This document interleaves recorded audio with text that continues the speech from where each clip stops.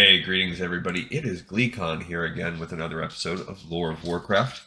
On the last episode we read a chapter in Sylvanas. I don't know, I don't know if my reading was off, not my best reading. Um, Maybe it's just the writing. I just felt like, and I had to read that one twice, so maybe that's part of it, but I don't feel like even my first run was that amazing, and I don't know.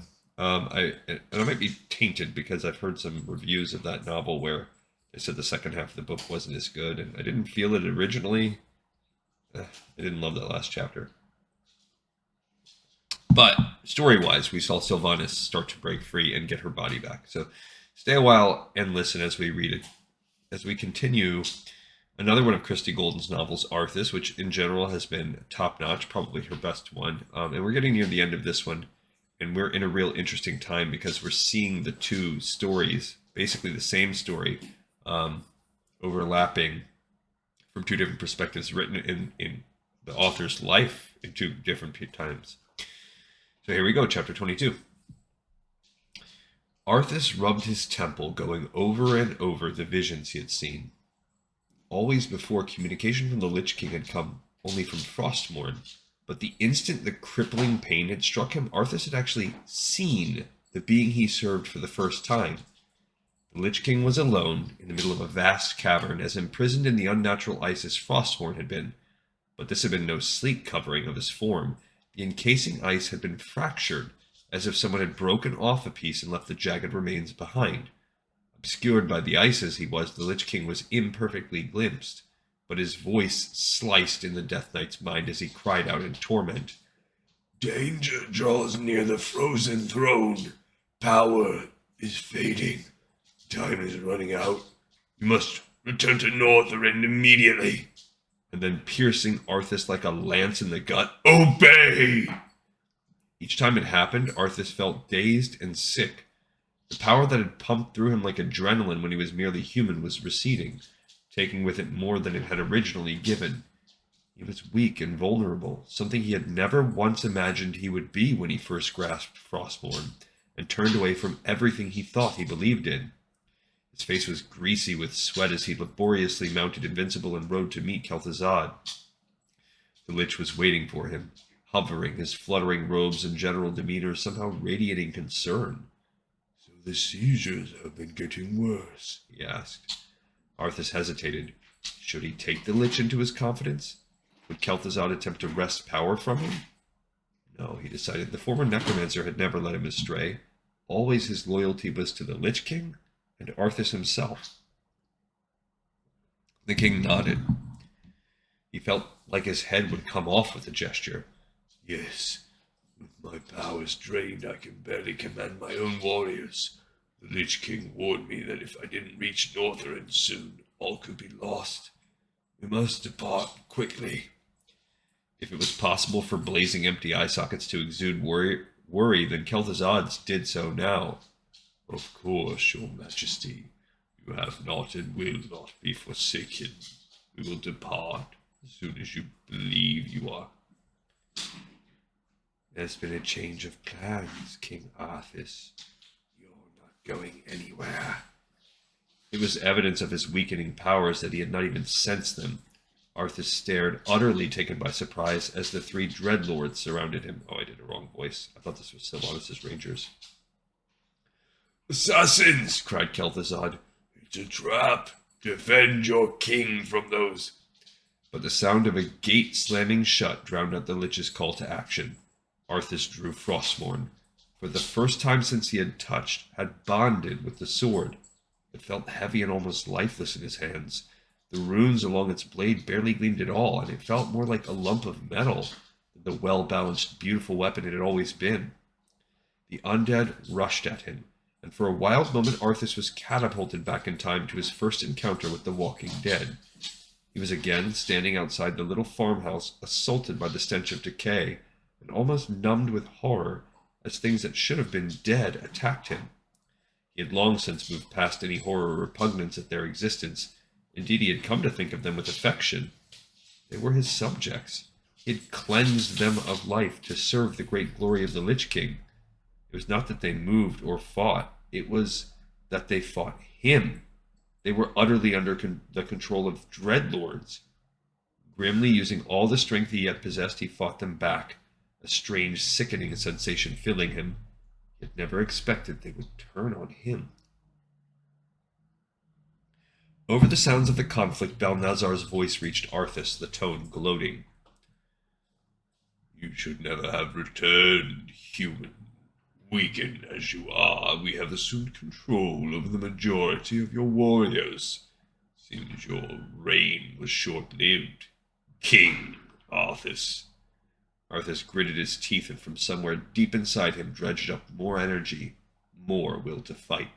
He would not die here. But there were so many of them, so many that he had once nearly effortlessly directed and commanded, now turning implacably against him. He knew they were mindless, that they would obey whoever was the strongest, and yet somehow it hurt. He'd made them. He was growing increasingly weak, and at one point was even unable to block a blow directly to his midsection. The dull sword clanged against his armor, and he suffered no major wound, but that the ghoul had gotten past his defenses alarmed him. There are too many of them, my king, Kel'Thuzad's sepulchral voice said, the tenor of loyalty in it bringing unexpected tears to Arthas's eyes. Flee, escape from the city.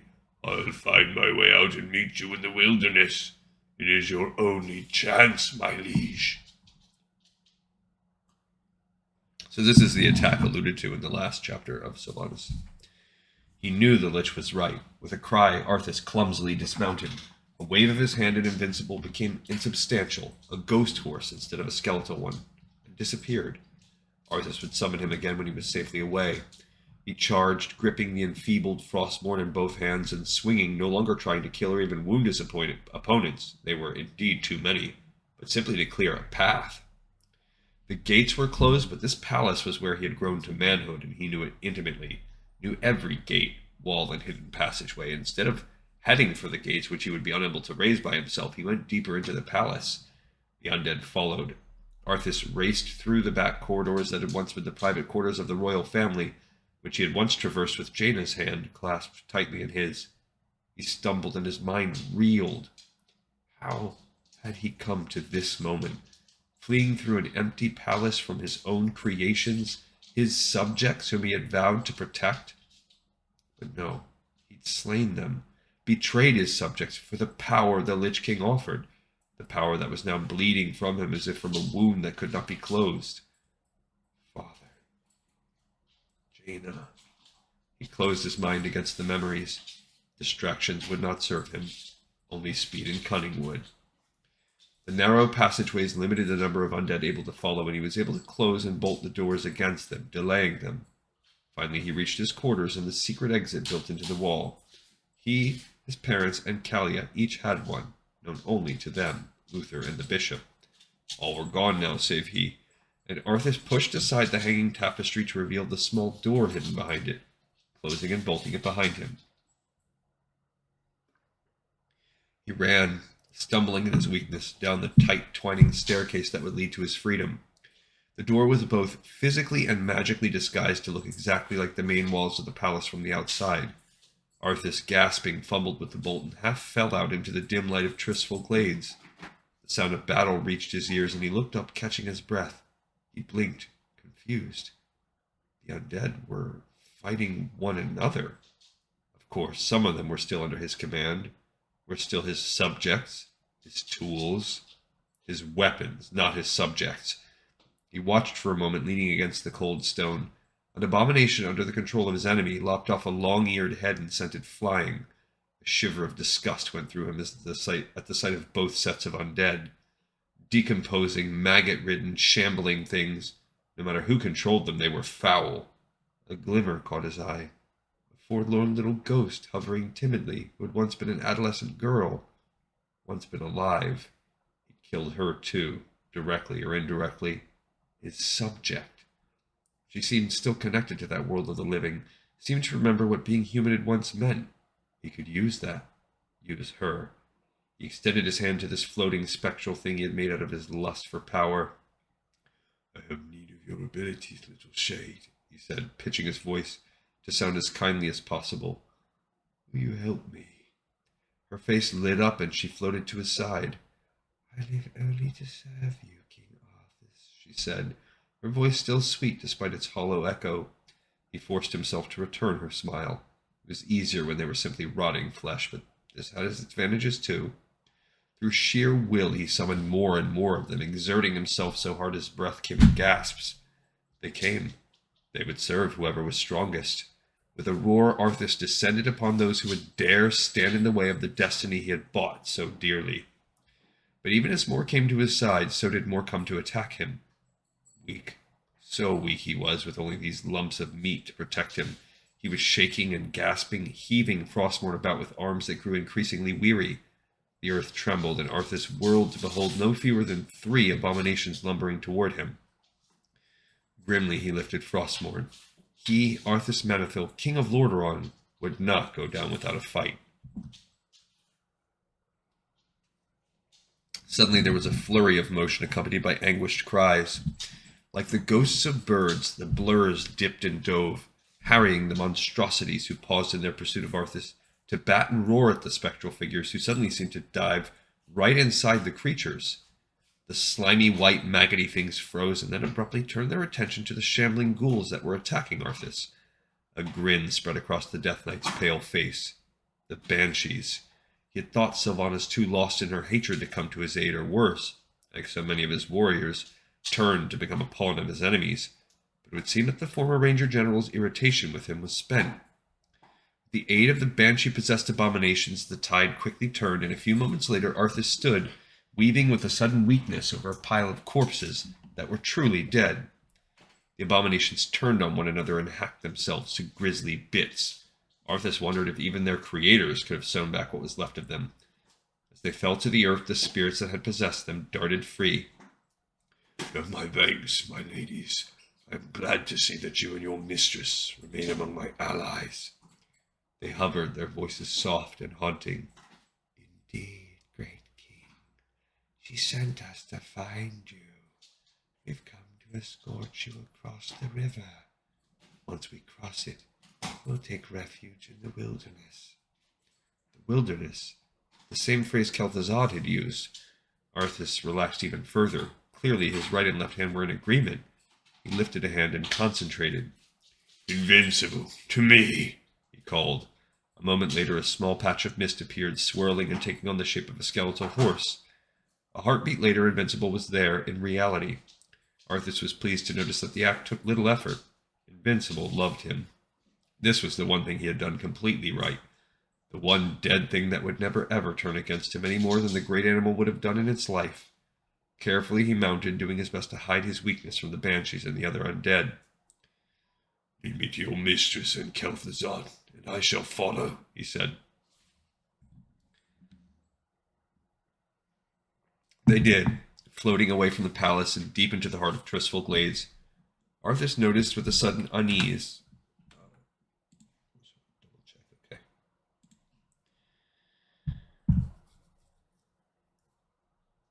That the path they were taking led uncomfortably near the Belnir farm. Fortunately, the Banshees veered off, heading into a hillier area, and through there to a wide open field. This is the place, sisters. We'll rest here, great king. There was no sign of Sylvanas, nor of Kel'Thuzad. Arthas drew rein on Invincible, looking around. He felt a sudden prickling of apprehension. Why here? He demanded. Where is your mistress? The pain descended again, and he cried out, clutching his chest. Invincible pranced beneath him, anxious, and Arthas clung on for dear life. The gray-green glade went away, replaced by the blues and whites of the oddly broken frozen throne. The Lich King's voice stabbed in his head, and Arthas bit back a whimper. Oh. That's my ringtone. Little Beatles there. Just wait for it to ring out. Should go to voicemail soon. Probably spam. 99% of the calls that you get nowadays are spam. Who calls for real? Unless it's like work related for me. You have been deceived. Come to my side at once. Obey! What is happening here? Arthas managed through gritted teeth. He blinked, forcing his vision to clear, and lifted his head, grunting with the effort. She stepped out from behind the trees, carrying a bow. For a wild second he thought he was back in Quel'Thalas, facing the living elf. But her hair was no longer golden, but black as midnight with streaks of white. Her skin was pale with a bluish tinge to it, and her eyes glowed silver. And that change is different. Her hair is white, her eyes are red. It was Sylvanas, and yet it was not. For this Sylvanas was neither alive nor incorporeal. Somehow she had gotten her body back from where he had ordered it left, safely locked in an iron coffin to be used as additional torment against her. But she had turned the tables on him. As he struggled to make sense of what was happening through the pain, Sylvanas lifted her sleek black bow, drew, and took aim. Her lips curved in a smile. You walked right into this one, Arthas. She released the arrow. It impaled his left shoulder, piercing through his armor as if it were as flimsy as parchment, adding a fresh type of agony. He was confused for an instant. Sylvanas was a master archer. She couldn't possibly miss a fatal shot at this distance. Why the shoulder? His right hand went up automatically, but he found that he couldn't even curl his fingers around the shaft. They were becoming numb, as were his feet, his legs. He flung himself onto Invincible's neck, draping and doing what he could to cling to his mount with limbs that were rapidly becoming useless. He could barely turn his head to stare at her and rasp out the words, "Traitor, what have you done to me?" She was smiling. She was happy. Slowly, languorously, she strode toward him. She was wearing the same outfit she had when he had killed her, revealing a great deal of her pale blue-white skin. Oddly, though, her body bore no scars from the innumerable wounds she had received on that day. It's a special poisoned arrow I made just for you, she said as she approached him. She shifted the bow to her back and drew a dagger, fingering it. The paralysis you're experiencing now is but a fraction of the agony you've caused me. Arthas swallowed. His mouth was dry as sand. "Finish me, then." She threw back her head and laughed, hollow and ghostly. A quick death, like the one you gave me. Her mirth faded as quickly as it had come, and her eyes flashed red.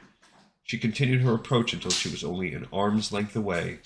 Invincible pranced uncertainly at her proximity, and Arthas's heart lurched as he almost slipped off. Oh no, you have taught me well, Arthas Menethil. You taught me about the folly of showing mercy to my enemies, and the delight of exacting torment from them. And so, my tutor, I'll show you how well I learned those lessons. You're going to suffer as I did. Thanks to my arrow, you can't even run. Arthas's eyes seemed to be the only thing that could move, and he watched helplessly as she lifted the dagger. Give my regards to hell, you son of a bitch. No, not this way, not paralyzed and helpless. Jaina. Sylvanas suddenly staggered back, the pale hand that clutched the dagger twisting and opening. The look on her face was utter astonishment. A heartbeat later, the little shade that had come to Arthas's aid earlier materialized, smiling happily at the thought that she had helped to save her king. Happy to serve. "Back, you mindless ones. You shall not fall today, my king." Kel'Thuzad. He had come as he had promised, finding Arthas all the way out here where the traitorous banshee had lured him, and he had not come alone. Well over a dozen undead were with him, and they now launched themselves at Sylvanas and her banshees. Hope rose inside him, but he was still paralyzed, still unable to move. He watched as the fight raged around him, and in a few moments it was obvious that Sylvanas would need to retreat. She shot him a look, and again her eyes flashed red. "This isn't over, Arthas. I'll never stop hunting you." Yeah, so this is weird that we're reading the same basic scene from the same author, back to back. Arthas was looking directly at her as she seemed to melt into the shadows. The last parts of her to vanish were her crimson eyes. With their mistress gone, the other banshees under Sylvanas' command disappeared as well. Kel'Thuzad hastened to Arthas' side. "Did she harm you, my liege?" Arthas could only stare at him, the paralysis so far gone he could not even move his lips. Bony hands folded with surprising delicacy around the arrow and tugged. Arthas spit back a cry of pain as the arrow came free. This red blood was mixed with a gooey black substance which Kel'Thuzad examined carefully. The effects of her arrow would wear off in time. It seems the poison was meant only to immobilize you. Of course, Arthas thought. Otherwise she would not have needed the dagger. Relief shuddered through him, leaving him even more exhausted. He had come very close. Too close to his death. Not for the loyalty of the Lich, the elf would have had him. He tried again to speak and managed. You saved me. Kel'Thuzad inclined his horned head. I am grateful I could be of assistance, my king. But you must hasten from this place to Northrend. All the preparations for your journey have been made. What is it you would have of me? Kel'Thuzad had been right. Even now Arthas was beginning to feel some semblance of life returning to his limbs, though not enough that he could move under his own power. I need to find the Lich King as soon as possible. Much longer, and I don't know what the future holds, or if I'll even return. But I want you to watch over this land. See to it that my legacy endures. He trusted the Lich, but not out of affection or loyalty, but simply as a cold, hard fact. Kel'Thuzad was an undead thing, bound to the master they both served. Arthas's eyes flitted to the little ghost hovering, smiling a few feet away, and to the slack-faced, rotting corpses who would walk off a cliff if he told them to. Just dead meat and sundered spirits, not subjects. They never had been, no matter what the little shade's smile said. You honor me, my liege. I shall do as you ask, King Arthas. I shall. She had a body now, what her own had once been, though changed as she had been changed. Sylvanas walked with the same easy stride she had had in life, wore the same armor, but it was not the same. She was forever irrevocably altered. You seem troubled, mistress. Sylvanas started from her reverie and turned to the Banshee, one of the many who floated beside her. She could float with them, but she preferred the heaviness, the solidity of the corporeal form she had stolen back for herself. Aren't you, sister? She asked curtly. Only days ago we were the Lich King's slaves. We existed only to slaughter in his name, and now we are free. I don't understand, mistress. The Banshee's voice was hollow and confused. Our wills are our own now. Is that not what you fought for? I thought you'd be overjoyed. Sylvanas laughed, aware that it was perilously close to hysteria. What joy is there in this curse? We are still undead, sister. Still monstrosities. She extended a hand, examined the blue-gray flesh, noticed the cold that clung to her like a second skin. What are we if not slaves to this torment? He had taken so much. Even if she extended his death over a period of days, weeks, she would never be able to make Arthas suffer sufficiently. His death would not bring back the dead, cleanse the Sunwell, nor restore her to her living, peach and gold self. But it would feel very good. He had eluded her at their confrontation several days past. His lackey, the Lich, had come at precisely the wrong moment. Arthas had gone far beyond her grasp now, trying to heal himself. She had learned that he left Kel'Thuzad in control of these plagued lands, but that was all right. She was dead. She had all the time in the world to plot an exquisite revenge. A movement caught her eye, and she got gracefully to her feet, drawing the bow and knocking it in one single swift movement. The swirling portal opened, and Varamathra stood there, grinning patronizingly down at her. Greetings, Lady Sylvanas. The demon actually bowed. Sylvanas raised an eyebrow. She did not for a minute think he meant it. My brothers and I appreciate the role you played in overthrowing Arthas. The role she played, like this was some sort of theatrical game. Overthrow. I suppose one could call it that. He has scurried away, that much is sure. The mighty being shrugged, his wings spreading slightly with the gesture. Either way, he no longer troubles us. I've come to offer you a formal invitation to join our new order. A new order. Not very new at all, she mused. Same subjugation, different master. She could not have been less interested. There are Mathris, she said coldly. She did not bow in return. my only interest was in seeing Arthas dead. Since I failed in my first attempt at this goal, I now wish to concentrate my efforts on succeeding the next time. I have no time for your petty politics or power-mongering. The demon bridled. Careful, milady. It would be unwise to incur our wrath. We are the future of these plague lands. You can either join us and rule, or be cast aside. You, the future. Calthazar did not go with his precious Arthas. He was left here for a reason. But perhaps a lich reborn by the very essence of the mighty Sunwell is nothing to beings as powerful as you. Her voice dripped scorn, and the Dreadlord frowned terribly. I've lived as a slave long enough, Dreadlord. Funny how one used the word lived even though one was dead. Old habits died hard, it would seem.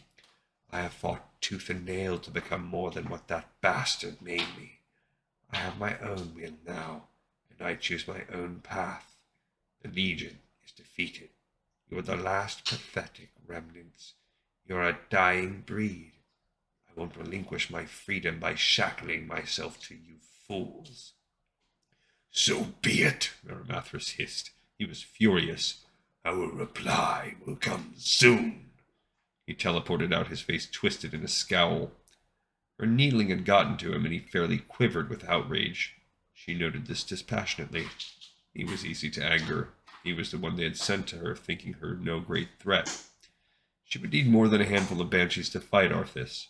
She would need an army, a city of the dead. She would need Lordaeron. The Forsaken, she would call these lost souls who, liked her, did not breathe, but yet had their own will. And even more immediately, she would need more than her spectral sisters to fight the 3 demonic brothers. Or maybe there would be only 2 she needed to fight. Sylvanas Windrunner thought again of Arimathras, how easy he was to manipulate. Perhaps this one could be useful. Yes, she and the Forsaken would find their own path in this world, and would slaughter anyone who stood in their way. So I think what that's setting up at the end there is, at this point, I think the author is closing the book on that portion of the story, which is really the majority of where we're going to go in the novel. I mean, in the game. The Undead campaign is largely concerned with her doing just that, building up the undead capital, the Undercity, defeating the 3 Dreadlords. I also think they just kind of cursorily say, and I'm going to call them the Forsaken. I think in Sylvanas the novel, we'll get the emotion behind that momentous, essentially establishment of one of the final 8 races that are central to World of Warcraft, the core 8. So what we'll do in this book, which is almost over, is I think move on to what happens in Northrend with Arthas, because he has to become the Lich King, and I think we're going to concern ourselves with that. And I do think some of that does play out in the game. I'm not sure exactly how much so, and how much behind the scenes it is, but we'll find out on some of these future episodes. This episode is in the pipe 5x5. Thank you everyone so much for watching, for listening, for bearing with me through the good times and the bad. I look forward to the next one. The next one being the next episode of Lore of Warcraft. Adios.